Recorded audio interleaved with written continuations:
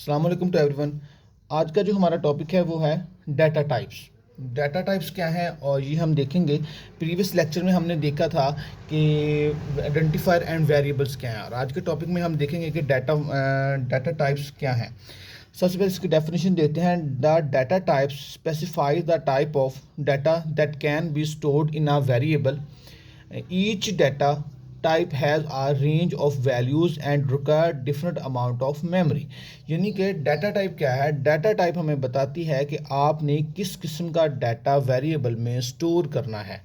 ठीक है, इसमें आगे देखते हैं कि सी लैंग्वेज हमें डिफरेंट किस्म के डाटा प्रोवाइड करती हैं। डाटा टाइप्स हैं हमारे पास इंट, सब first one is a int, second one is a float, third is a double and four is a correct. यानी कि सी लैंग्वेज जो हमें प्रोवाइड करती है डाटा टाइप्स, वो हमारे पास मौजूद हैं int, float and double and character. Int क्या है? Int it is use to store the numeric value. ये क्या करता है? Use to store the numeric value. ये न्यूमेरिक वैल्यू को स्टोर करने के लिए इस्तेमाल किया जाता है int. Second is a float, it is use to store the real value. Real value कौन सी होती है? जो पॉइंट्स में होती है वो रियल वैल्यू कहलाती है। आगे हम इसकी एग्जांपल देखते हैं रियल वैल्यू क्या होती है। Third is a double.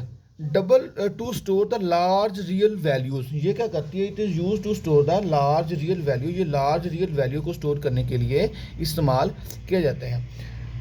आगे हमारे पास character, to use to store the character values. ये करेक्टर वैल्यूज़ को स्टोर करने के लिए इस्तेमाल होती है। हम इसमें देखते हैं कि इंट हमारे पास कौन सी वैल्यूज़ हैं, डबल कौन सी हैं, डबल फ्लोट कौन सी और करेक्टर कौन सी हैं।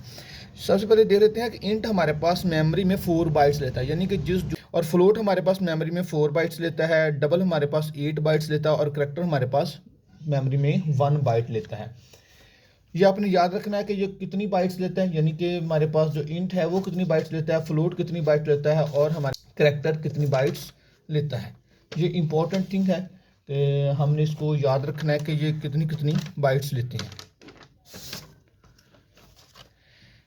इसके बाद हमारे पास जो इंट है, इंट को हम कहेंगे कि इंट में जो वैल्यूज़ इंटर कर सकते हैं वो कौन कौन सी वैल्यूज़ हम इंट में हो सकती हैं। यानी कि इंटीजर वैल्यू, न्यूमेरिक वैल्यू करेंगे। कौन सी वैल्यू करेंगे? सिर्फ न्यूमेरिक वैल्यू। न्यूमेरिक वैल्यूज़ कौन सी होती हैं?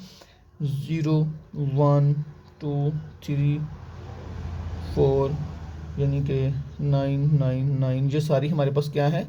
ये सारी की सारी हमारे पास न्यूमेरिक वैल्यू, यानी कि 1, 2 की शेप में जो वैल्यूज़ होंगी हमारे पास न्यूमेरिक वैल्यू होंगी।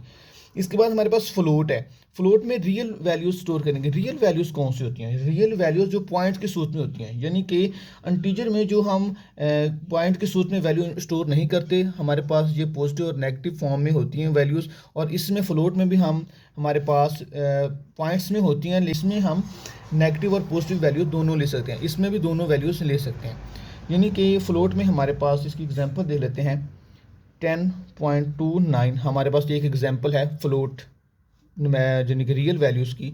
और इसकी एक और एग्जांपल ले लेते हैं रियल वैल्यूज़ की, माइनस, ठीक है, 9.29।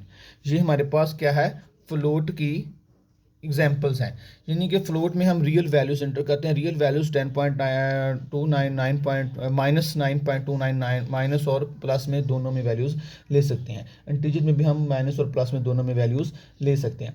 बट इसमें हमारे पास जो एक्यूरेट रिजल्ट हमें फ्लोट प्रोवाइड करता है, ये हमारे पास 6 डेसिमल पॉइंट्स तक हमें प्रॉपर जो रिजल्ट को प्रोवाइड करता है। इसके बाद हमारे पास है double. Double it is use to store the large real value, यानी कि ये लार्ज रियल वैल्यू को स्टोर करता है।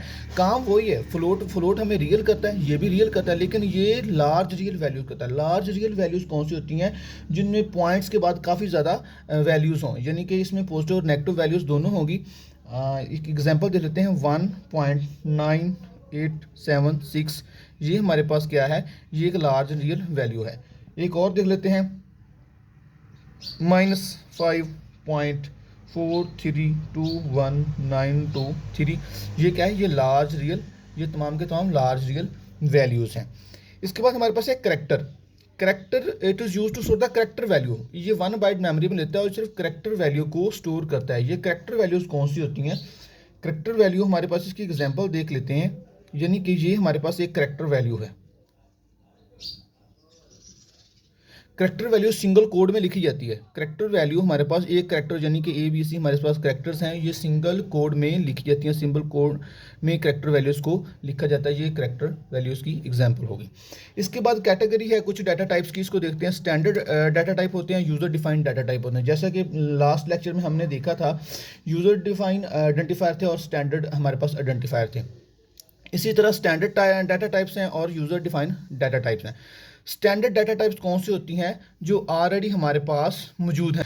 आ data type that is predefined in the language, ऐसी डाटा टाइप जो प्री डिफाइंड हो in the language is called the standard data type. इसमें एग्जांपल है इंट है, फ्लोट है, हमारे पास करेक्टर, सारी की सारी हमारे पास क्या है? ये हमारे पास स्टैंडर्ड डाटा टाइप्स हैं, यानी कि standard data types pre defined होती हैं जो हमारे पास ऑलरेडी लैंग्वेज में मौजूद होती हैं। Second one is user defined data type. User defined data type क्या होती है? C language allow the user to define his own data types known as user defined data type. ऐसे डाटा टाइप जो user खुद define करता है वो कौन सी होती हैं? यूज़र डिफाइंड डाटा टाइप होती हैं। एग्जाम्पल के तौर पर class is a user defined data type, structure is a user defined data type, union is a user defined data type. Class, structure और यूनियन हमारे पास यूज़र डिफाइंड डाटा टाइप है, यानी कि यूज़र खुद पहले इसे डिफाइन करता है और इसके बाद इसमें इसको यूज़ करता है। ये था हमारा आज का टॉपिक, डाटा टाइप्स क्या हैं। और इसके बाद जो नेक्स्ट हमारा टॉपिक होगा हमारे पास variable declaration and variable initialisation.